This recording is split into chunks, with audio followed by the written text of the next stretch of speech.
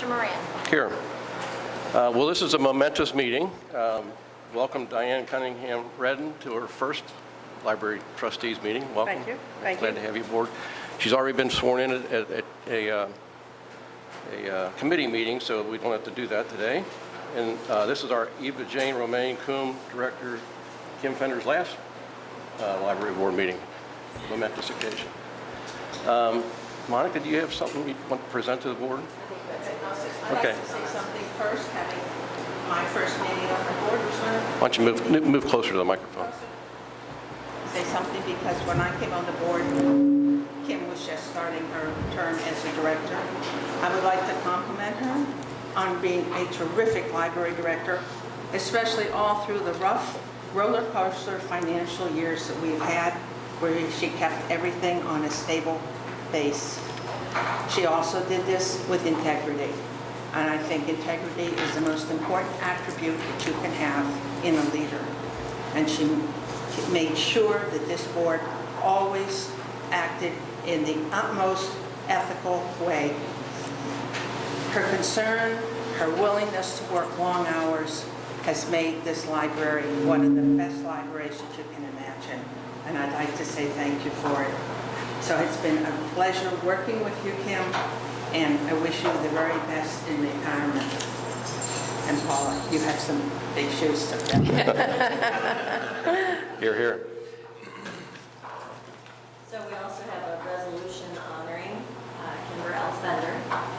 Whereas Kimber L. Fender began as director on January 1st, 1999, and served for 19 years as director and more than 30 years as an employee of the Public Library of Cincinnati and Hamilton County. And whereas Ms. Fender received numerous awards throughout her tenure, including the Improving Our Community Award from the United Way of Greater Cincinnati, Career Woman of Achievement from the YWCA, the 2011 Woman of Distinction from the Girl Scouts of Western Ohio, a Bridge Builder Award from the Cincinnati-Hamilton County Community Action Agency, and Ohio Library Council's Librarian of the Year in 2009, and the A. Chapman Parsons Award from Hall of Fame Librarian in 2017. And whereas Ms. Fender saw the library through its first successful library levy campaign in 2009, followed by a successful renewal in 2013, and an additional levy in 2018.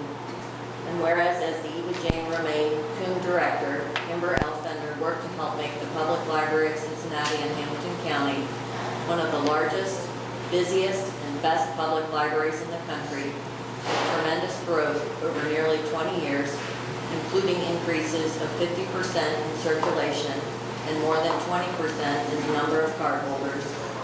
And whereas during her tenure, the library received the 2013 National Medal for Museum and Library Service from the Institute of Museum and Library Services, 5 consecutive 5-star ratings from Library Journal, one of only 5 libraries nationwide in the 30+ million expenditure category to receive this distinction, as well as Urban Libraries Council Top Innovator Awards in 2012 and 2016. And whereas Ms. Fender helped see the library through the main library for the 21st Century Plan, and new construction and renovation projects at 15 branch libraries, including renovations, expansions of the Adamdale, Cheviot, Bellhigh, Loveland, Marymount, Northside, Norwood, Pleasant Ridge, and Westwood branch libraries, and new construction at the Groesbeck, Harrison, Bond Hill, Clifton, Reading,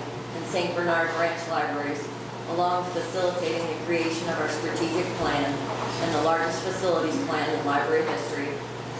And whereas through her continued interest, not only in the library, but also working in the region by serving on boards and councils, such as the Success by 6 Regional Leadership Council, the Southwest Ohio Region Workforce Investment Board, the Girl Scouts of Western Ohio Council Board, Downtown Cincinnati Board, the CET Community Advisory Council, the YMC Board, and the Ohio Library Council Government Relations Committee, Kimber L. Fender has helped improve the quality library service in our community. And whereas Kimber L. Fender is an avid reader, lover of literature, and an outspoken and enthusiastic advocate for the library, service and employees.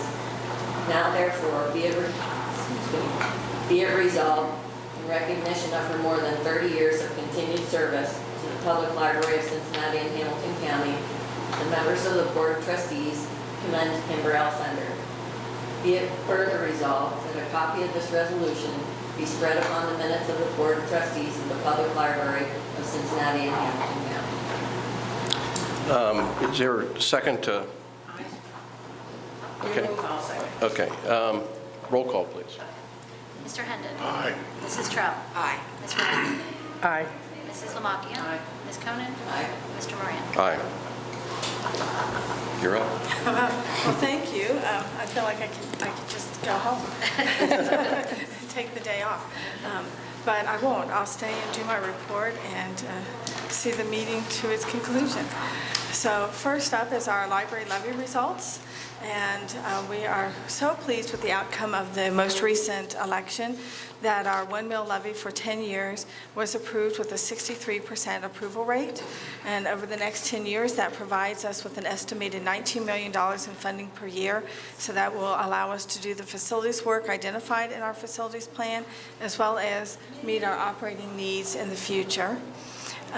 We really appreciate the hard work of the Citizens for Your Library's Future, our ballot issue committee that does all of the work for this, their volunteer hours, their fundraising efforts, the yard signs, canvassing, phone banking, and everything else they did to get the word out about our need for this funding.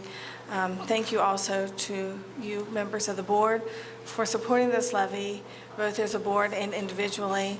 And we want to thank all of our campaign co-chairs, J.B. Buzzy, Eric Kearney, Monica, Bill Moran, Buck Niehoff, Gwen Robinson, and Treasurer Todd Newman, who I do not think he knew what he was getting into when he had to do this. It was his first time being a campaign treasurer, and for his work on that.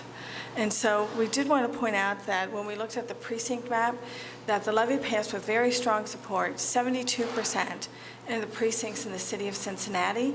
The levy failed in precincts in Greene Township, Miami Township, and other areas, primarily in the western part of the county, with only 43% voting in favor of the levy.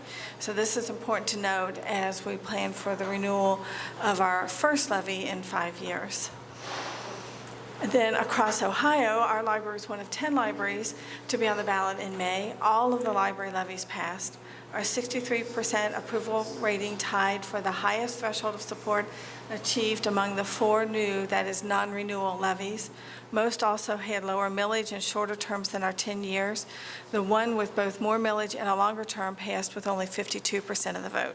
So our 63% number is a strong number, and especially within the city of Cincinnati, we have tremendous support for the library. We wanted to talk with you about increasing our open hours. 9 of our branch locations are only open 44 hours a week, and then 17 others are open 48 hours. And so we are looking to increase that 44 to 48 in a fiscally prudent manner. We are looking at moving some positions to those branches to give them enough staffing for them to be open those additional hours. And some of those locations, we've already added some staff. So here at Price Hill and Walnut Hills, recently added full-time teen librarian positions. And we anticipate adding a small number of FTEs to these locations in the next few months, as well as a teen librarian position at Avondale. So we're looking to, it will be a little easier for people to know our open hours if we have more consistent schedules across the system. Right now we have a 44, 48, 52, which is the 48 branches that have Sunday hours, and then 60. And so if we could get the 44s up to 48, that would make it much easier to use.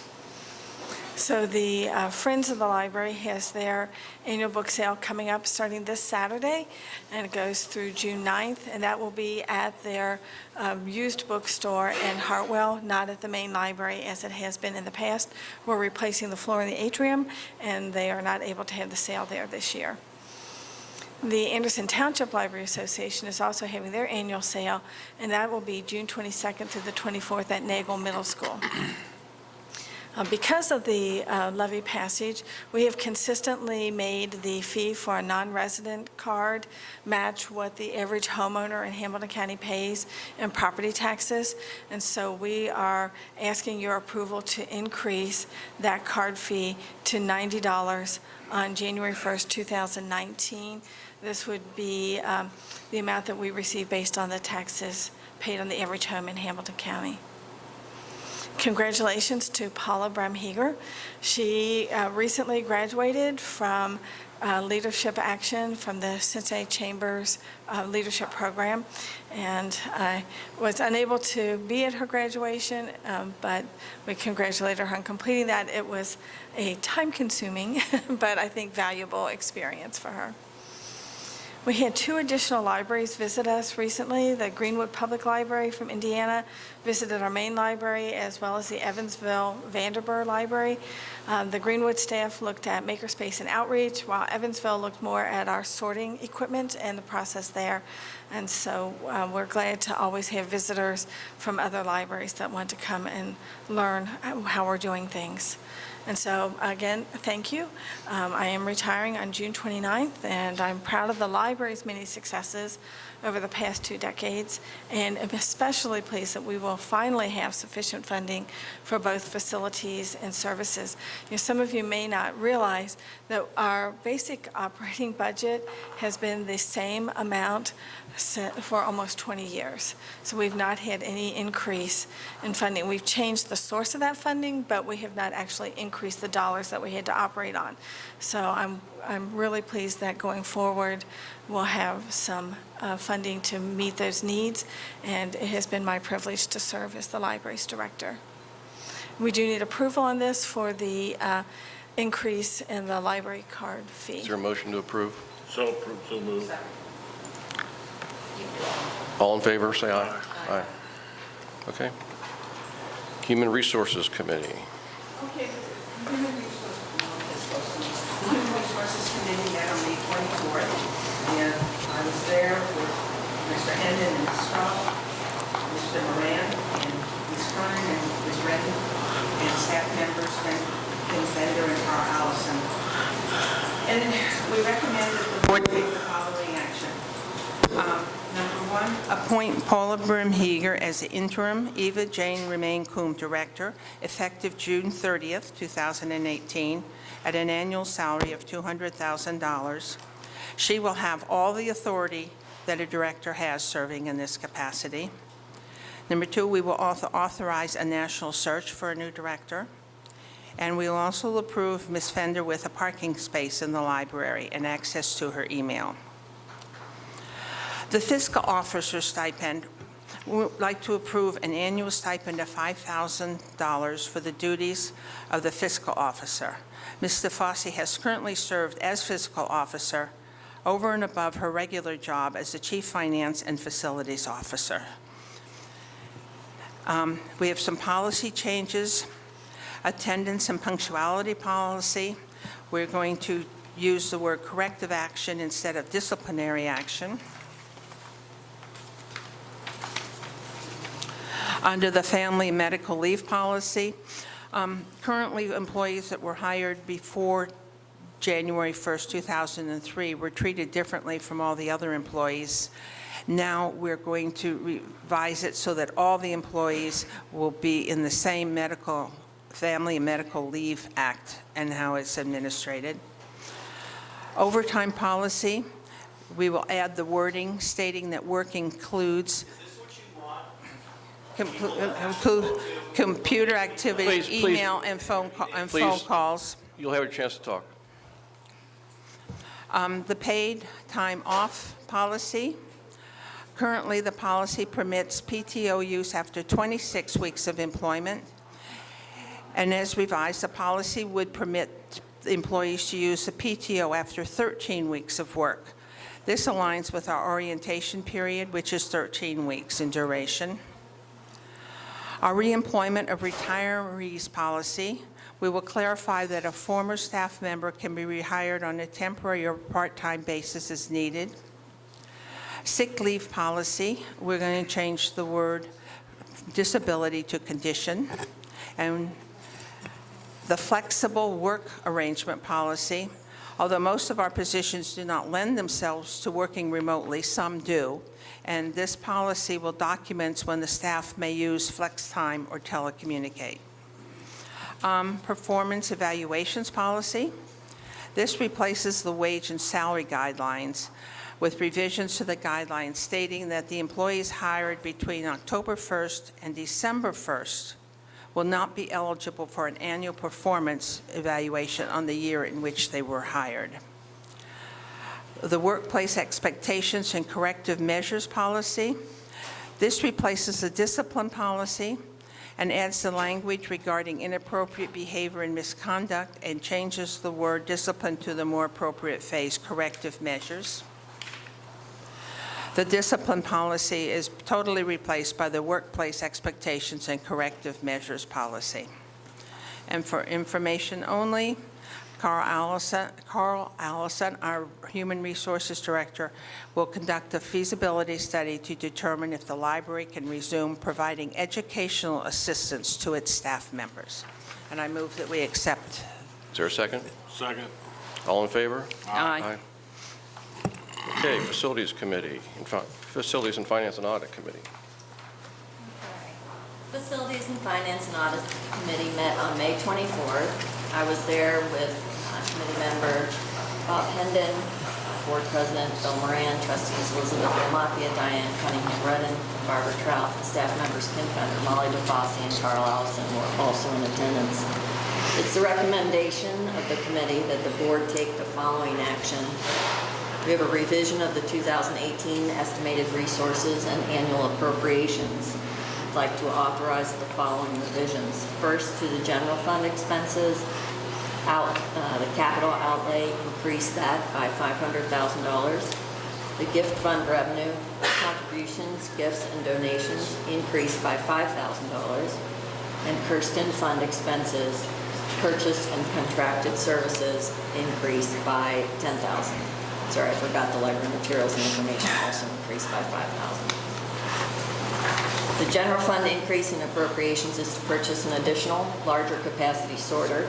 The current 20-bin material sorter was purchased in 2011 for $271,760 with an estimated useful life of 7 years. The machine's at the end of its useful life, and with the upcoming move to the distribution center, we will be able to purchase and utilize an adequately sized sorter. The changes to the gift fund are needed to account for an unanticipated gift to purchase library materials. The increase in the Kirsten fund is to utilize available funding to provide programming support. With respect to the 2017 audit, we waived the post-audit meeting. The auditors will still send out a draft opinion to each board member with the option to request a meeting within 5 days of receiving the email. The audit is almost complete, and library staff is working to complete the comprehensive annual financial report. The auditors expect to issue a clean opinion and clean GAGS opinion, and there are no management letter comments. With respect to the 2018 Energy Retrofit Phase 3 Main Library, we recommend the approval of publishing the following bid for advertisement for engineering services for the third phase of the Main Library Energy Retrofit Project. The need for this project was identified in 2011. Much of the equipment being replaced is over 60 years old. The advertisement for the engineering services is to employ an engineer to provide engineering services for the 2018 Energy Retrofit Phase 3 Main Library. The project will consist of replacing and retrofitting major HVAC mechanicals and controls at the main library. Bidding is anticipated in October 2018 for a construction startup in November 2018. The preliminary project estimate is $2.5 million. The engineer will provide services during the design, bid, and construction phases of the project. Services will include value engineering, scheduling, construction, logistics, supervision, and coordination of all construction operations. Engineering firms interested in being considered for a contract to provide full services should reply with a statement of qualifications no later than 4 o'clock Friday, June 29, 2018. And there's more information regarding the requirements for that bidding.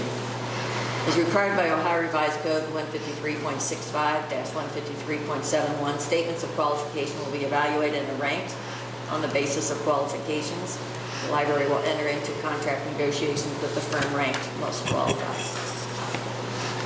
The next is a 2018 branch accessibility for Walnut Hills, Bryce Hill, and Madisonville. We suggest we approve the publishing of the following bid advertisement for design services for 3 branches, 2 of which are Carnegie branches, which are currently not handicap accessible. The advertisement for design services is for the preliminary project description, includes the design and construction of necessary modifications to make each facility handicap accessible. The project budget is established at $6.6 million. Design, consulting, and permit fees are included as part of this budget. The source of funding is from the capital improvement budget of the Public Library of Cincinnati and Hamilton County. The anticipated date for commencing design is August 2018. Bidding is anticipated in February 2019, with a construction startup in May 2019. The architect will provide full architectural services for design of the completed facilities, including any civil, structural, mechanical, plumbing, and electrical engineering, and design for all interior furnishings, signage, equipment, and shelving. The design architect will be involved during all phases of the project, from programming through schematic design, design development, bidding, and application for permits. The architectural firm will also be required to provide construction observation and management services. Design firms interested in being considered for a contract to provide full services should reply with a statement of qualification no later than 4:00 p.m. Friday, June 29, 2018. There are further requirements listed. As required by the Ohio Revised Code 153.65-153.71, statements of qualification will be evaluated and ranked on the basis of qualifications. The library will enter into contract negotiations with the firm ranked most qualified. We also have plans for the rental branches. I'd like to authorize staff to work with a broker to identify available properties for possible new rental facilities for the Elmwood Place branch and the Miami Township branch. With respect to the Miami Township lease, we would like approval of an addendum extending the lease term of the Miami Township branch at 8 North Miami Avenue for an additional 5 years through March 31st, 2023, at the same rental payment of $1 per year. This is the final renewal period on the current agreement. Project planning, this is for information only.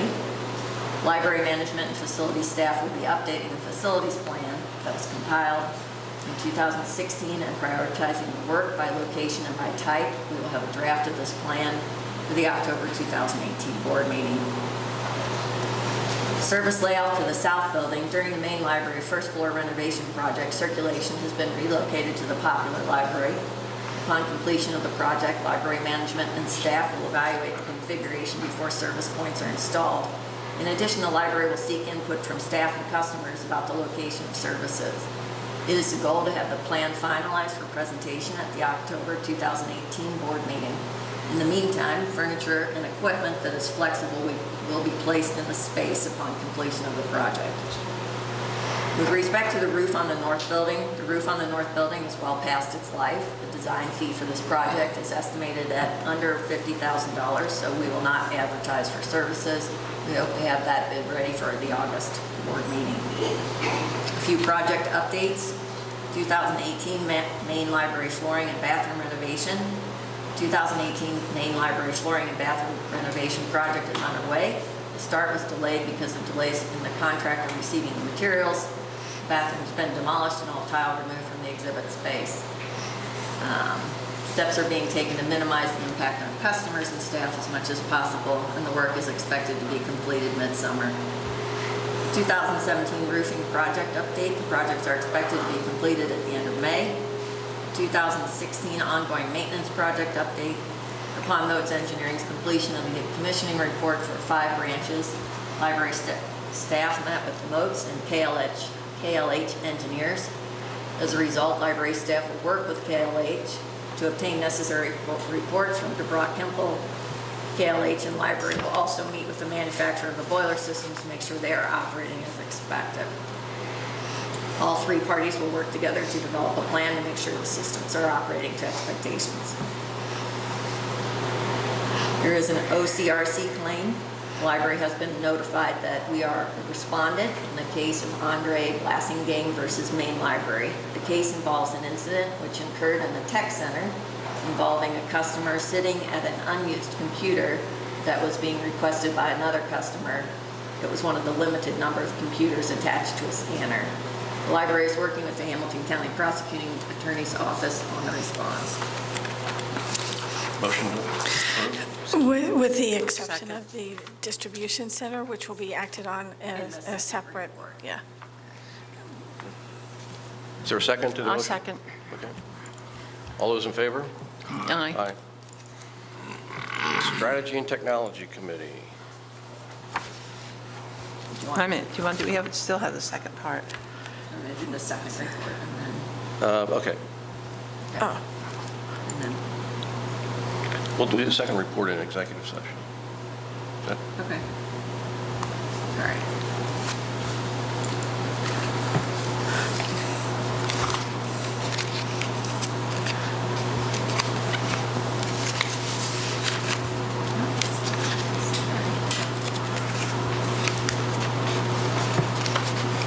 Monica, you're going to have to do this one. Sure.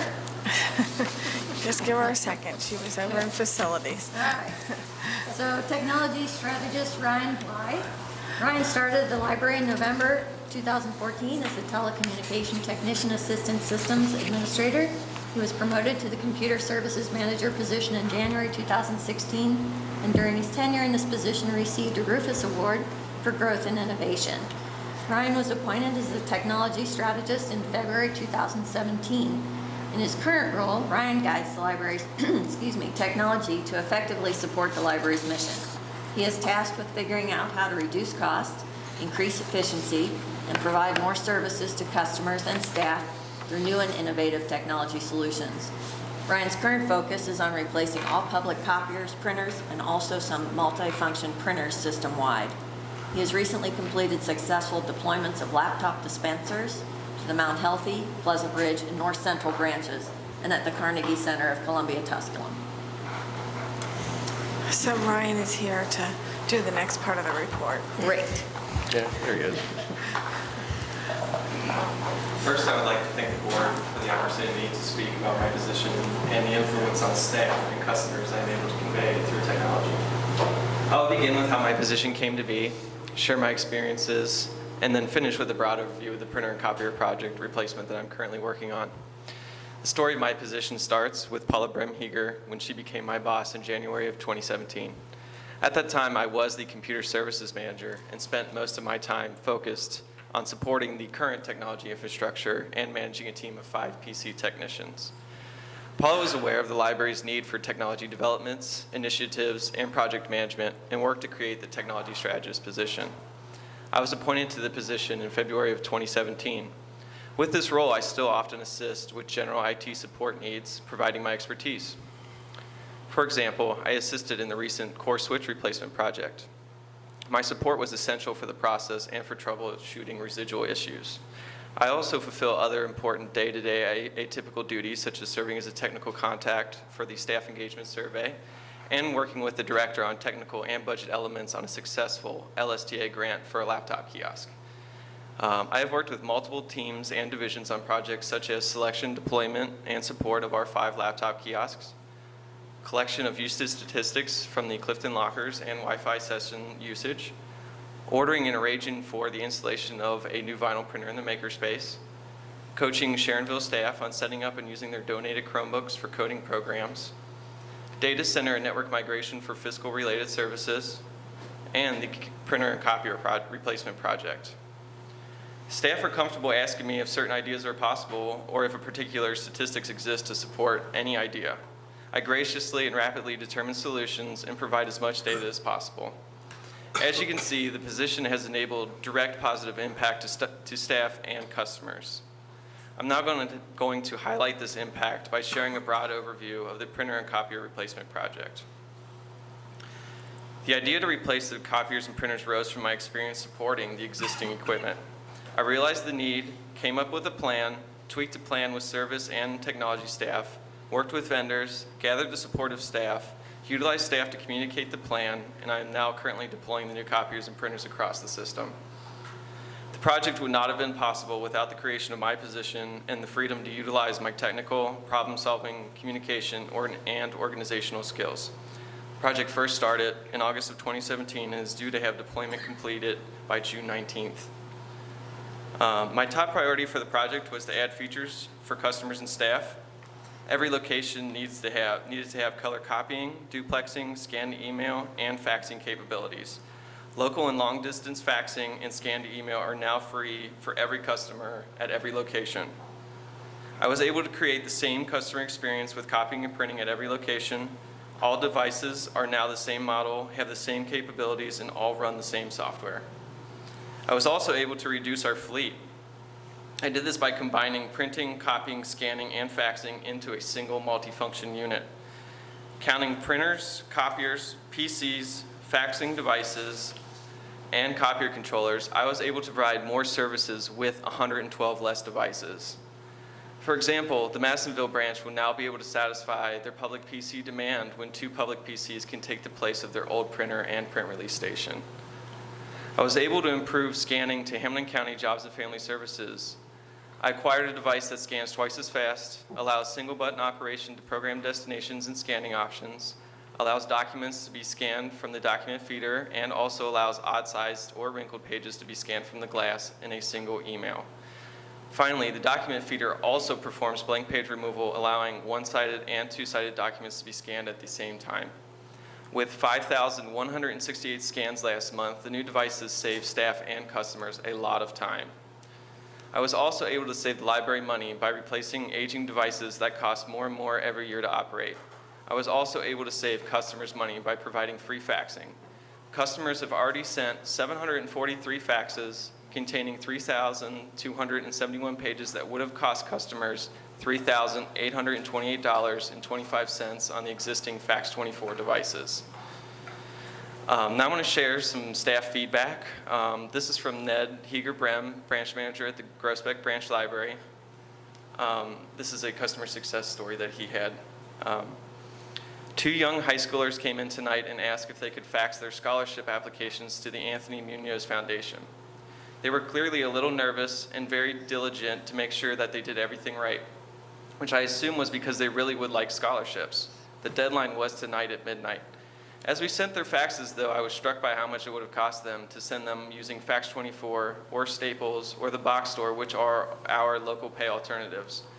One fax was 22 pages long.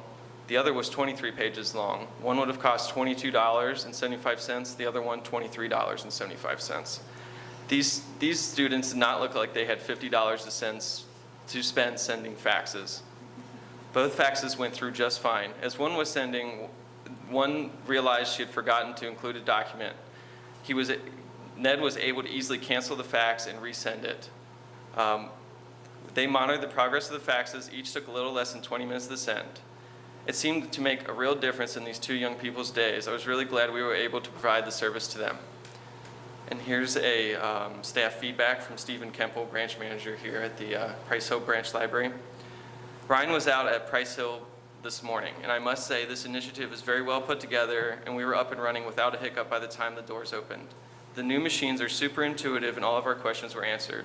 Huge high five to everyone involved in the project. This is a really great improvement to the services we offer to our customers. The device is here at Price Hill. If anybody would like a walkthrough of the new devices after the meeting, I'd graciously walk anyone through the new devices. Great. And I was wondering if anybody had any questions about the new setup or... Thanks for all your work, and we will take you up on the demonstration. All right, great. I'll see you after the meeting. Did I understand correctly that from now on, I don't have to go downtown, if I want to fax something, I can just come here to my local branch? You can fax from Price Hill for free today. Fantastic. You're welcome. Thank you. Thanks, Ryan. Good job. Thank you.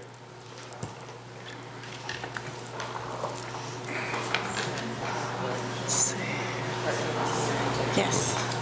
So the library continues to partner with CMHA. Library continues to serve the residents there. As we did last summer, we were partnering with the Cincinnati Metropolitan Housing Authority in support of the National Book Rich Environment Initiative. Library staff will be visiting 3 community barbecues to distribute 20,000 books donated to the BRE initiative.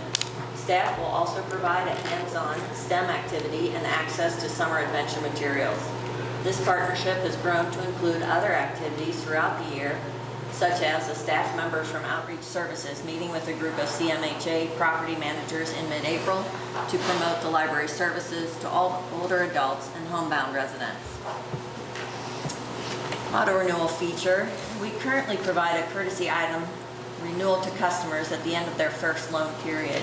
The next version of Sierra, our integrated library system software, will offer the ability to automatically renew eligible items up to 8 additional times. We will continue to provide the current courtesy renewal to customers for the first loan period, and then the items will be auto-renewed at the end of each successive loan period if there are no holds or other account blocks. We hope to implement the new auto-renewal services this summer. This summer, we will move our internal communication to Office 365, Microsoft's cloud-based productivity software. This transition to a new email platform will impact all staff. However, we will offer robust training to help lead our staff through this change. Office 365 features include video conferencing, team document sharing, and chat. The Google expeditions described in the February board report have been a great addition to our resources. Staff members have used these unique teaching tools for a variety of activities, including programs for homeschoolers as part of the NASA at My Library grant programming and demonstration at Girl Scout Career Day. We plan to use the expeditions at more than 40 mini brain camps this summer. Finally, we have Amazon Echo integration with the library events update. As noted in the April board report, we've been working with an area vendor to develop the option for library customers to simply use their voice and their Amazon Echo to find information about programs and events. We expect to implement this technology in June. That's the end of the report. Okay. Library experience, Mrs. Trouth. A Delhi branch wins PTA award. On May 2nd, 2018, the Delhi branch was awarded the Delhi Middle School's Partners with PTA Award for their work with children and teenagers that attend Delhi Middle School. The branch regularly has 40 or more middle school children visit the branch each afternoon following school to use the branch and its resources. Delhi branch manager Kathy Bach has helped found a Friends on Foley group, including middle school staff and other Delhi community members working cooperatively to help keep middle school students engaged in productive activities. The library will be participating in the 5th annual World Refugee Day Cup. This event brings area refugees and their supporters together for a soccer tournament on the campus of Xavier University. Library staff will have a booth in the resource fair and family fun zone to provide activities and promote library resources and services. The main library has implemented new management and department structure in 2 popular service areas.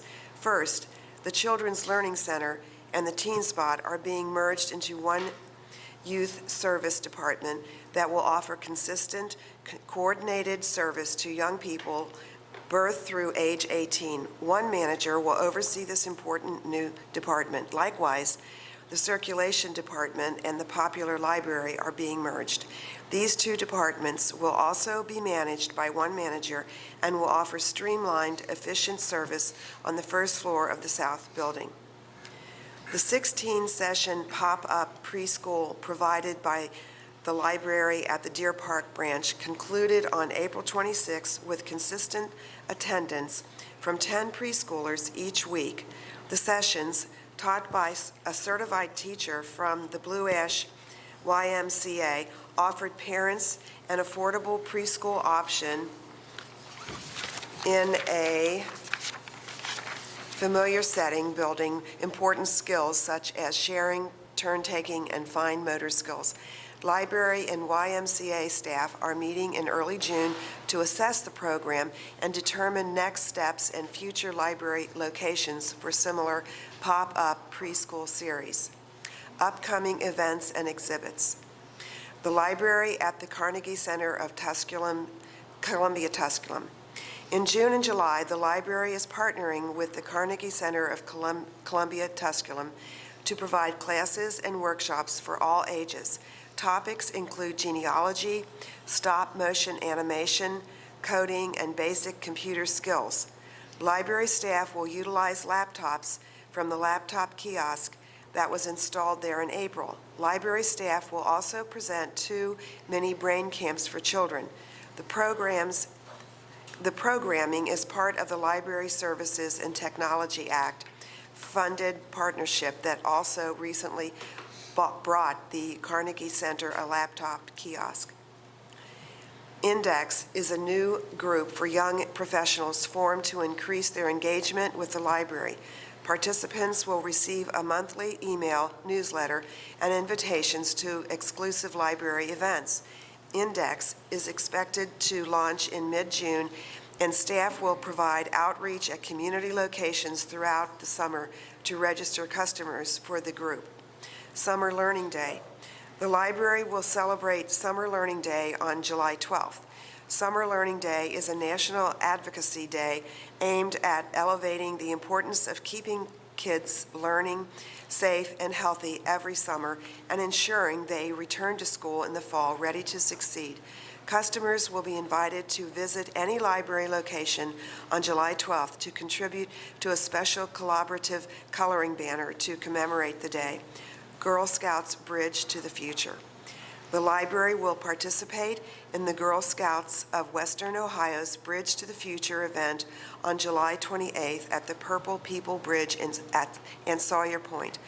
The event will bring girls and families from all over Western Ohio together to celebrate their success in Girl Scouting. An evening with Ron Chernow. National Book Award winner Ron Chernow will talk about his latest book, Grant, on October 15th in the Aronoff Center's Procter & Gamble Hall.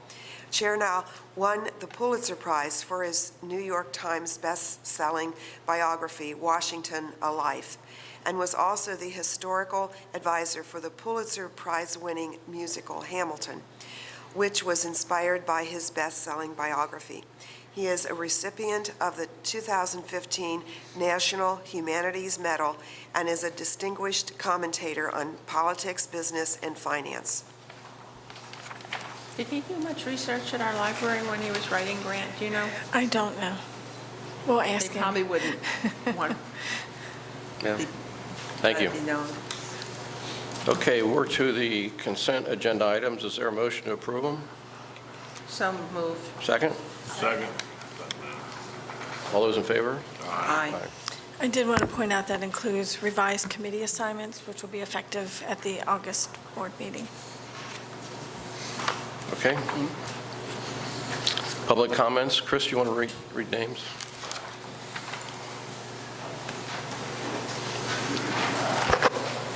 First up is Dario Solzman, followed by Mike Jackson. Hi there. I'm with our library, our decision. My comment relates to the recent appointment of Diane C. Redding to the Board of Trustees.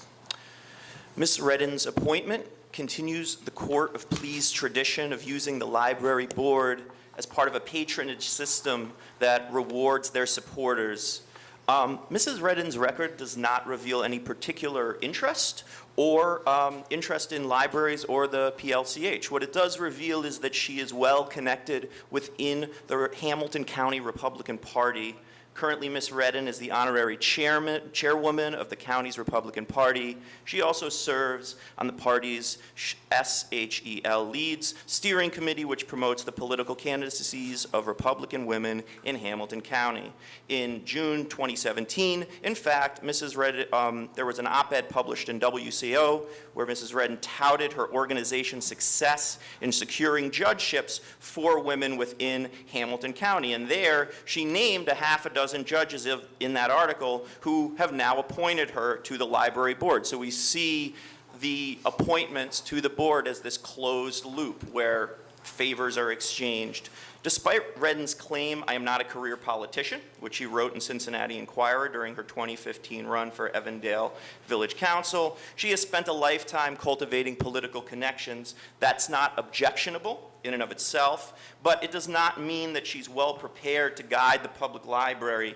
For proof of this principle, we can just look at the current board, whose connections and corporate experience have not prevented them from leading the library into the current financial crisis that it's in. And so my comment is more broadly about the closed loop of interests that we see represented on the board.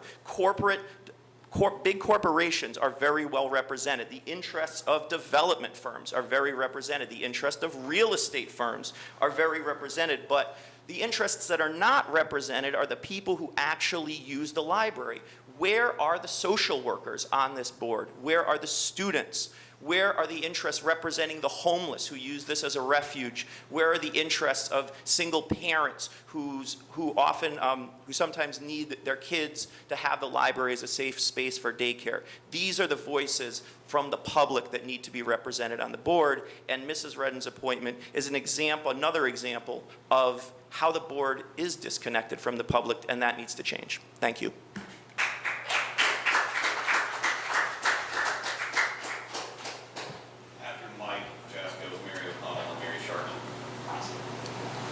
Hello. I just wanted to make a quick comment in regards to the future replacement for the executive director. These are from the 2016 staff engagement survey answers, and that just to get an idea of kind of the issues that the staff are dealing with down there. The executive director is viewed as distrustful of staff and paranoid. A conclusion reached as more decisions need to be approved by her before being implemented, causing unnecessary delays. SL is generally regarded as being out of touch with everyday operations, as they are rarely seen in agencies other than the main library. A lot of staff seem to be actively afraid of upper management. The sense of fear is something I've never encountered in any other workplace. Management decisions seem arbitrary, and frontline staff have no input into them. The management structure is entirely top-down. This is the only place where I've ever worked where management and HR do not have an open door policy. They literally have a locked door policy. The entire admin suite, including HR, is only accessible via key card entry, and the staff who work in the building but do not have an office in the suite must be met and walked in. From the time of my hire, I felt that I was of no importance to the leadership of the library as a whole. I am merely a body that fills a position to them. I am a cog in the machine. My growth as an employee or an individual is of no importance to the people managing things. The leadership simply does not care at all about the people who work for the organization, and we all know it. I cannot imagine calling this workplace a top workplace unless that culture changes, and I cannot imagine that culture changing. And then one more quick comment here. There needs to be an atmosphere of openness. We have been told never to say anything negative to our executive director. When the executive director tours the branches, she needs to be willing to discuss what we need, not discuss her latest vacation or outside interests. Thank you.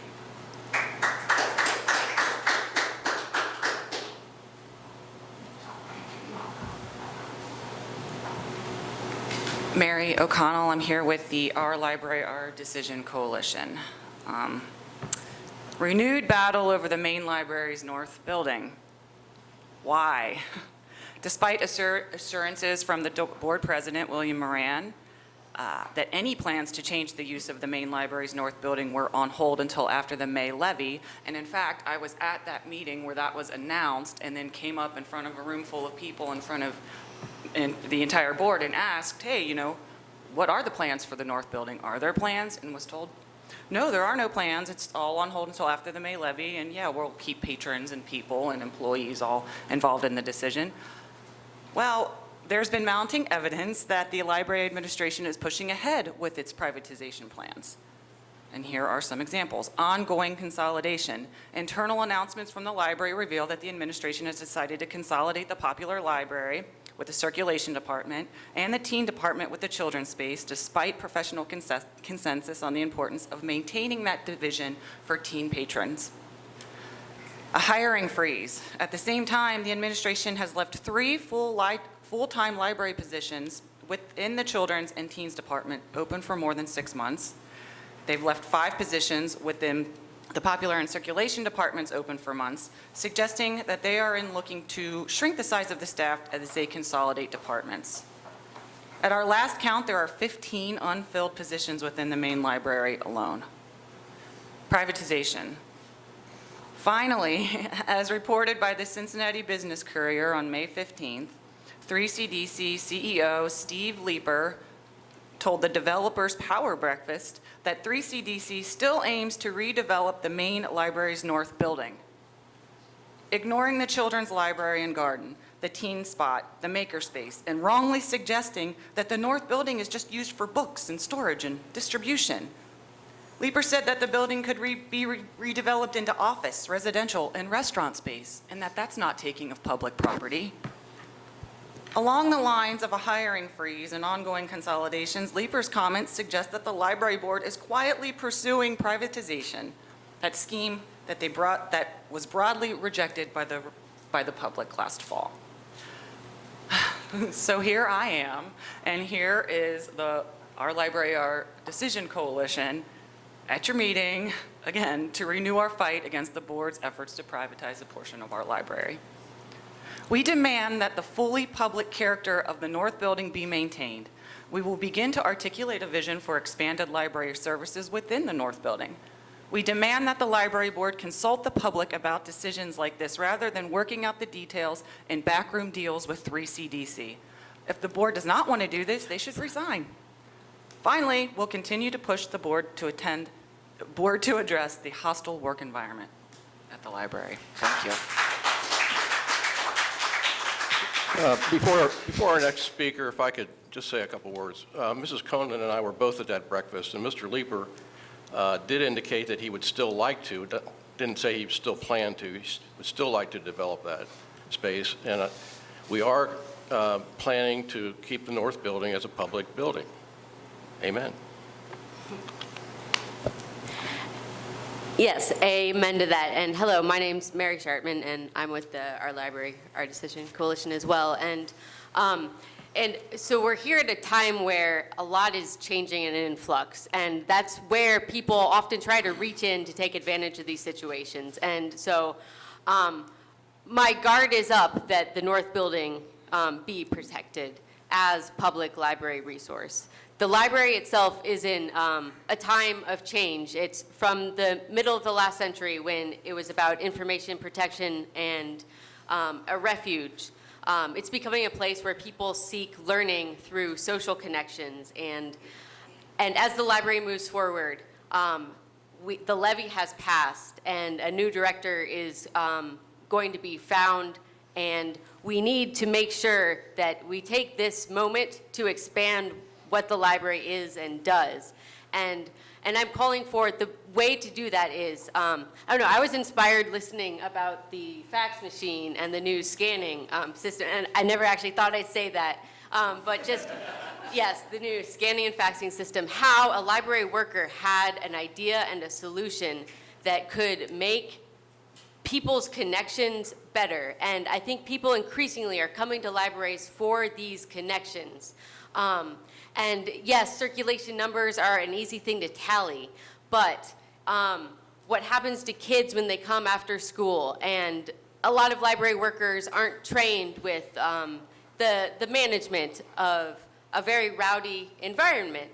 Libraries have become kind of the default social centers in our communities, and I'm looking forward to, with these changes that are coming, with the ability to invest in the capital, physical, and all the people that run our libraries and make them great, how can we fully engage into people's social connections? And what is apparent to me is that it needs to be in how things are run.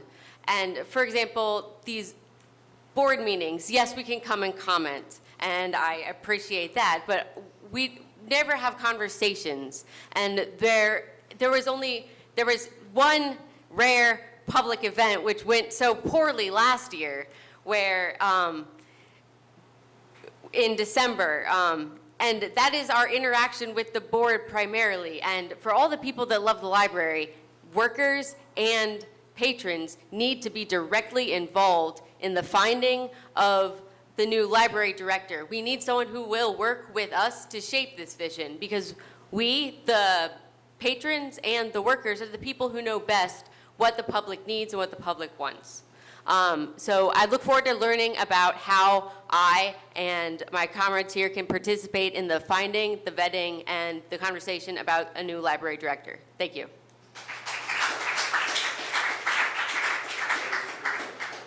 Followed by Nate Anderson.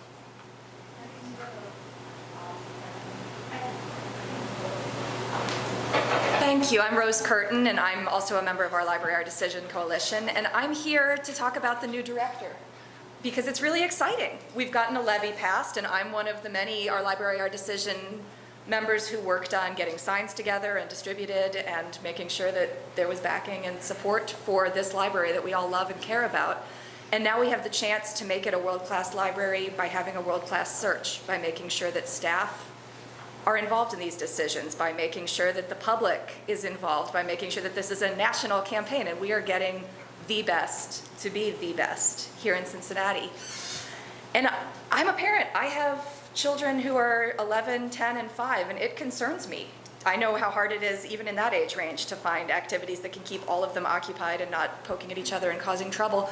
And the thought of having to be a librarian dealing with children younger than that and older than that, all in one space, no more teen space, no more children's, that concerns me as decisions that are being made now.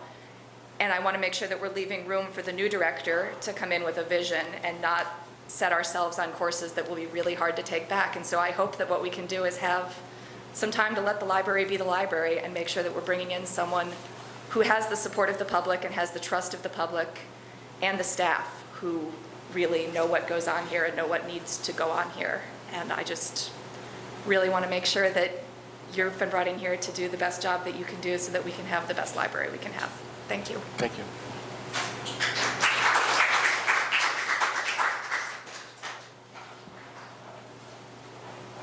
Good morning. Good morning. Friends and comrades, hello, Board of Trustees. I made it. I'm uncomfortable, but I'm here. I was willing to be vulnerable, so I was carried in down the steps that you walked down. I made this decision because you need to listen to my statement. I need you to see the choices you have made up until this point and what they look like. This is what inaccessibility of your 5 branches looks like. The inaccessibility for those of us, you continually you continually leave and exclude from 5 branches. You exclude us not only from public board meetings, but from weekly events and classes of our 5 inaccessible branches. You exclude us from the resources that the library is supposed to provide the public. And each week you exclude emerging readers from story time with their families. This inaccessibility and lack of willingness to accommodate the public to your public board meetings again illustrates former employee Court Motley's experience with the administration not wanting to provide necessary ADA accommodations, and so resulting in the administration's wrongful firing of them. Right, so I'm here because it's important that you realize what it takes, what it looks like to be part of an inaccessible space. Yes, I'm that determined. I also have the privilege to have a remarkable personal care attendant and team of friends and comrades that made it happen. This is not possible without everyone in my community. So is this inaccessibility of what you want public libraries to, is this inaccessibility what you want public libraries to look like? You certainly have not proved any different so far. The last library board meeting in past April, the Wyoming branch, I spoke to you from a recorded video played on a laptop. I'm sure you remember. You had chosen to hold your meeting in an inaccessible branch. Never my branch. Never did I think that you would make the same mistake twice. During my recorded statement, you were made aware that I had to address you over a laptop from the top of the steps because you were choosing a wheelchair inaccessible meeting space, and you still made the choice to hold today's public board meeting in another inaccessible branch. It is important to note, for those of you listening online, Our Library, Our Decision feed online, that this board recently and unexpectedly moved this meeting from mid-June to mid-May. And at 9 in the morning, I mentioned this because they were able to change it in the calendar. However, they were not able to change the branch location. To the board, this speaks volumes of your out-of-touch and hurtful behaviors, and frankly makes it difficult to have faith that you will act on your promise to make all branches accessible. Which leads me to the report by the Cincinnati Business Courier on May 15th, stating that 3CDC is fixing to get its hands on the north building of our main branch. The north building houses an accessible children's library, an accessible garden, an accessible teen spa, an accessible maker space. We demand that the north building be left in its full integrity and that the public be involved in any decisions pertaining to the north building. This is a working, accessible branch. Why would you ever consider selling this? Does my effort of making it down to this meeting space have such little impact on you? I'm wrapping up, and I appreciate you allowing me to go over because that is just. Our main branch is completely accessible library, and there should be absolutely no backroom deals in privatizing it.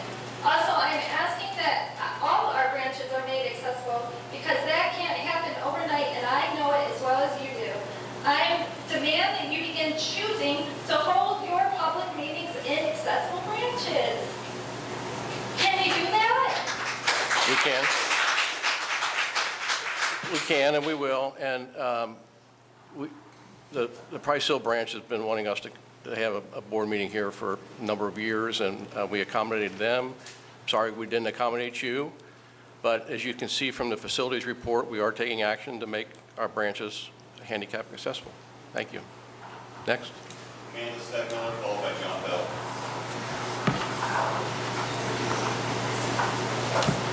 Hello. I just want to read a comment from the 2017 Staff Engagement Survey. Could you put the microphone a little closer, please? Is that better?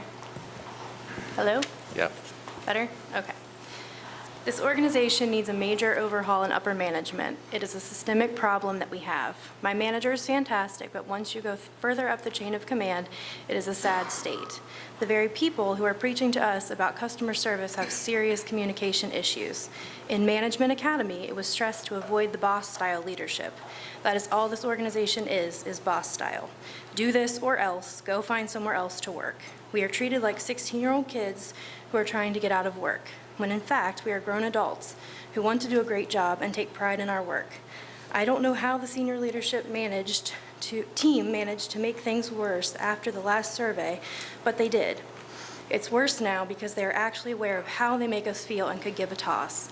I say to the senior leadership team, why don't you shape up and find another place to work? Because you are the problem, not us. Where the organization falls short is in the communication style of the director. Unfortunately, she has a tendency to speak to staff in a tone of disrespect and abuse that would not be tolerated if she were in any other position. This behavior has led to a culture around the SLT that is centered on avoiding her outbursts first and foremost, and avoiding being the target of her criticisms. This does not inspire people to do their best. Rather, it inspires them to avoid taking risks, sharing ideas, and being candid with the director. That she continues to exhibit these behaviors after the first staff engagement survey is a shame, because she has unequivocally made the library more patron-friendly, more technologically innovative, and more responsive to the needs of children in underprivileged areas of the county. Were she more temperate and respectful of her team, motivating through a shared vision rather than a fear of being belittled or shouted at, I have no doubt that her accomplishments would outstrip even these. Thank you. Thank you. Actor John Bell, Edit Newsweek. Good morning, ladies and gentlemen. You're about to search for a new director for the library, and I would like to urge you in your searching to keep in mind the voices of the employees of the library. Despite the All Glory, Laud, and Honor resolution we heard read earlier in this meeting, it seems that the actual atmosphere in the library is more of a Potemkin village rather than happy families. I'd like to read you from the staff survey 2016, a couple of responses to the question, what would make this a top workplace? Keep in mind, whilst you're searching for a director, these are your employees. Listen to what they have to say. What would make this a top workplace? New administration and fewer administrators. We need more staffers, more security, not more paper pushers. We need an administration that listens to employees, doesn't go off and make changes because it is trendy, takes into consideration our feelings. Sure, we have a yearly meeting with the director, but I, for one, don't feel comfortable voicing my opinions because I want to keep my job. People who complain too much don't last long around here. That's one reason I was reluctant to do this survey online. We need an administration that does not hide behind locked doors, an administration that has come up through the ranks and has a clue as to what we do here and what employees have to put up with on a daily basis. A second employee. Managers in an upper administration seem to operate under the practice of telling our director what she wants to hear. Even if staff has voiced serious and real concerns over things, such as deskless models, they are often warned that it is best not to say anything negative to the director or upper leadership. The attitude of our leadership starts at the top of the organization. The number one goal of this organization appears to be keeping our director happy. Many, many decisions seem to be based on what will make her happiest or what will not upset her. This is definitely a fear-based organization. There is a common sense of nervousness and fear for employees, even among those of us who do a great job and are dedicated to this organization. Keep these voices in mind when you choose a new director. Thank you. Thank you.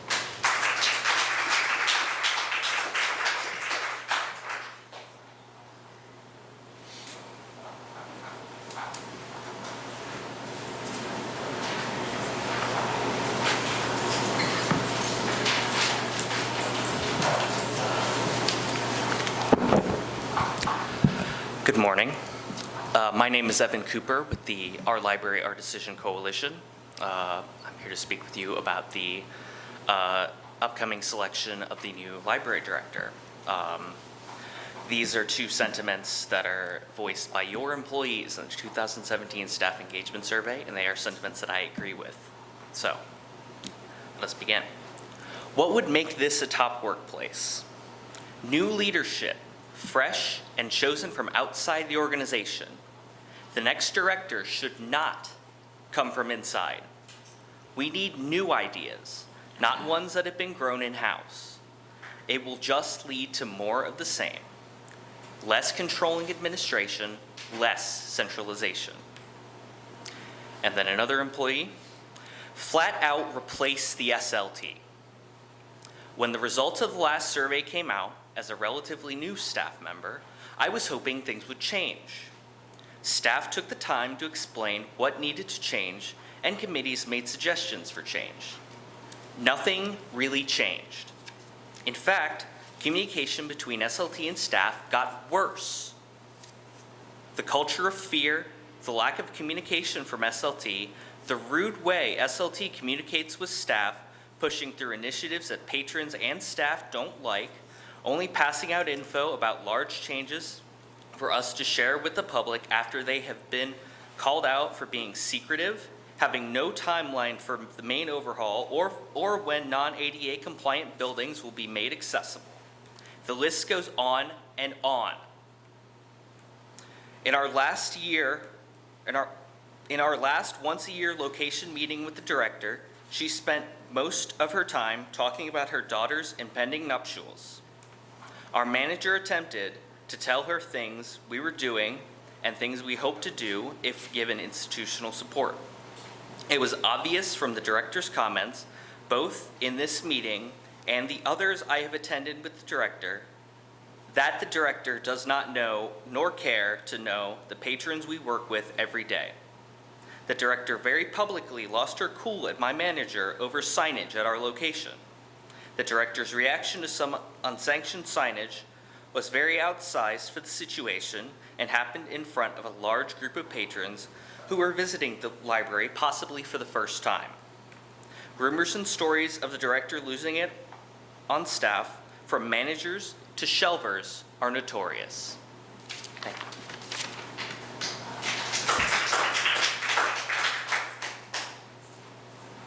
Mr. Ridgway's Craig Rosen and Naomi Owen Barkley. Good morning. My name is Dr. Frank Ridgway. I am a member of the Our Library, Our Decision Coalition. I also have a PhD in American Lit from the University of Illinois, and normally my academic credentials would not be germane, except for the fact that, as it happens, my research specialization is the history of the rhetoric and the representation of public space and mass mobility in the 19th century and 20th century. And there is an overwhelming amount of research, including my own, that demonstrates that the language of utilitarianism and of efficiency and of pragmatism has been used from at least the time of the reorganization of the Paris streets under Baron Haussmann, under Louis Napoleon, as a pretext for seizing sovereignty over public spaces from the people on the part of elites, specifically capitalist elites. The language of efficiency, the language of utilitarianism, and the language of pragmatism is used to turn spaces that are living spaces, sovereign to the people, spaces of creativity and conviviality, to spaces of control and spaces of policing and surveillance. Our library, Our Decision, opposes this. We oppose it in the library. We oppose it in the sale of the North Building. We oppose it in the so-called dustless model. What I've heard today is simply a reiteration of this same rhetoric of efficiency and utilitarianism.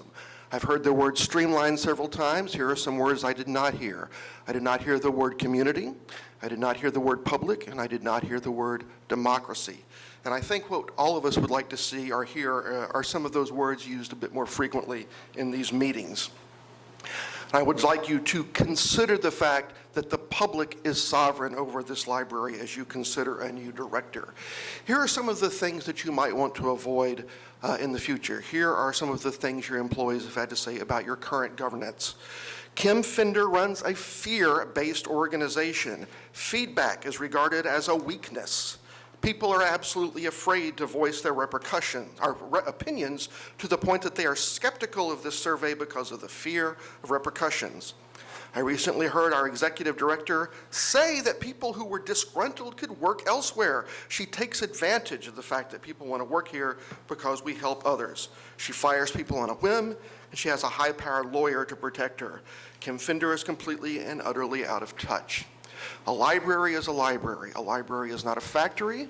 A library is not an expressway interchange. A library is not a cube farm in the suburbs of Chicago. OLOD demands public governance, democratic governments work in control of the public library. Thank you.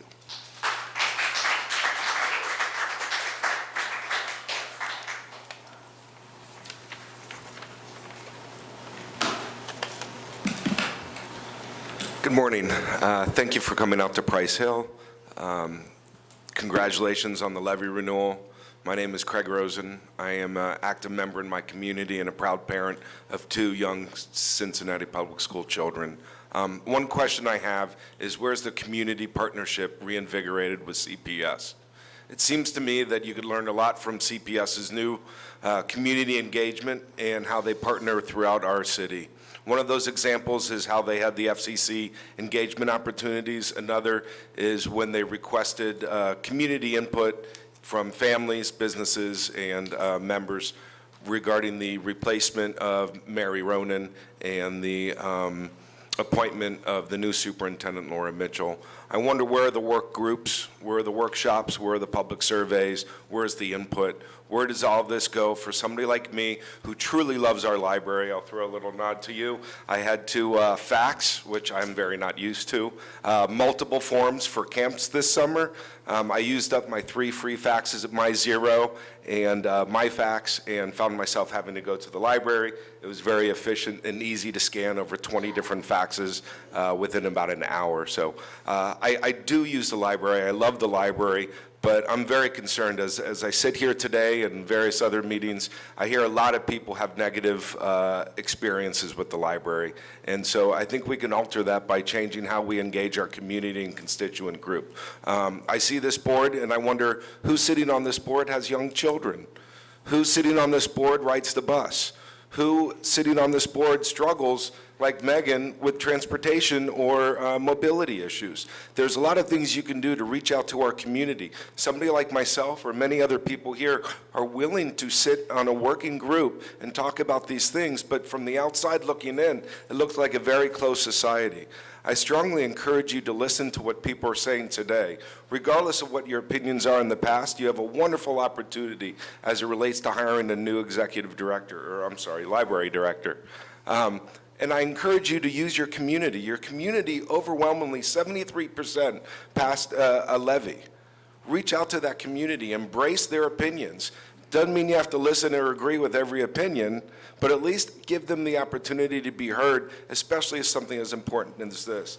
Lastly, another example is the Community Learning Center that Cincinnati Public School has right now. The North Tower is prime for this. I've spoken at many meetings about looking at partnerships, a CLC opportunity with CPS bursting at the seams here on the west side. Now the east side having to rent out space and banks and rec centers and various other places. It seems like a wasted opportunity. I appreciate what you do. Congratulations on the renewal, and I'd like to see some more engagement going forward. I apologize I have to leave for another meeting, but by all means, please reach out to our community. We have wonderful support and representation. I encourage that. Thank you. Thank you.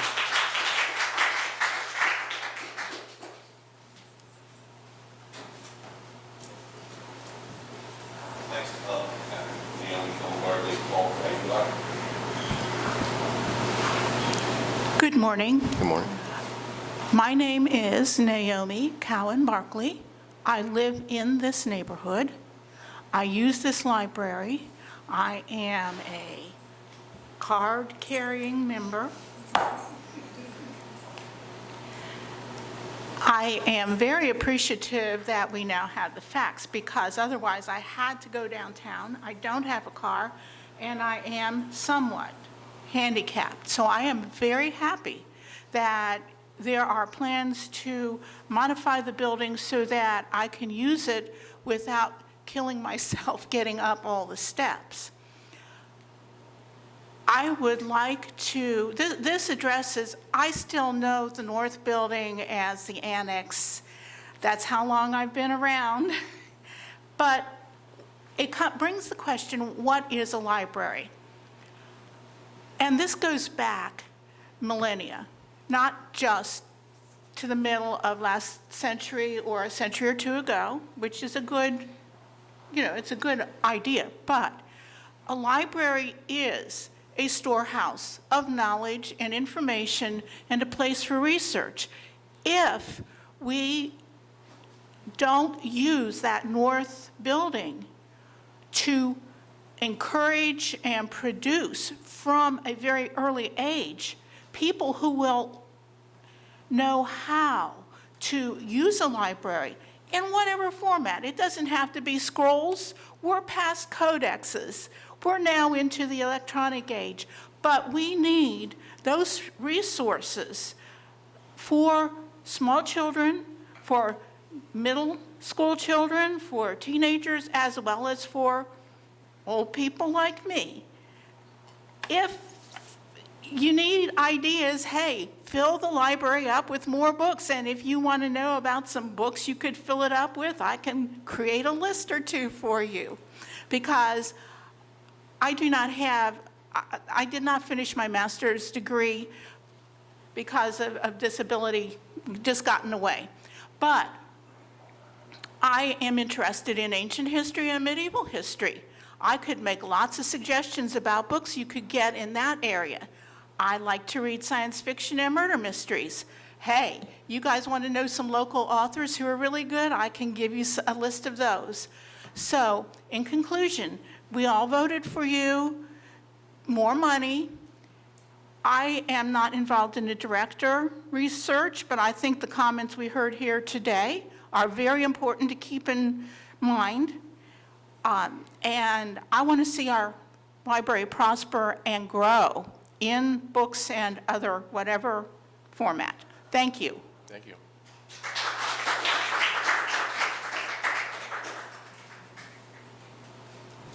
Hi, Paul Breidenbach, Hamilton County voter. I can be very brief because many of the things I'm concerned about have already been addressed. I will say specifically, I was horrified to see that that 3CDC is considering getting a campaign to acquire the library, and I was glad to hear from the president of the board that there are no plans. I would suggest it would be useful for the board to say more strongly that not only are there no plans, which means that currently we haven't drawn out plans to do it, but clear up the confusion Mr. Leeper seems to have to tell him that no, that will not happen. I would also urge the board to reconsider the apparent decision that was made to consolidate the services that are currently provided in the north building to a smaller space in the south building, which would then leave that north building open for privatization, basically. And the confusion he has about what public space is when he said turning that place into restaurants and offices would not be privatization, that would be a better use of public space. No, that would be turning a public space into a private space. And I hope the board will strongly indicate to Mr. Leeper, clear up the confusion he seems to have, that is still a possibility. Thank you.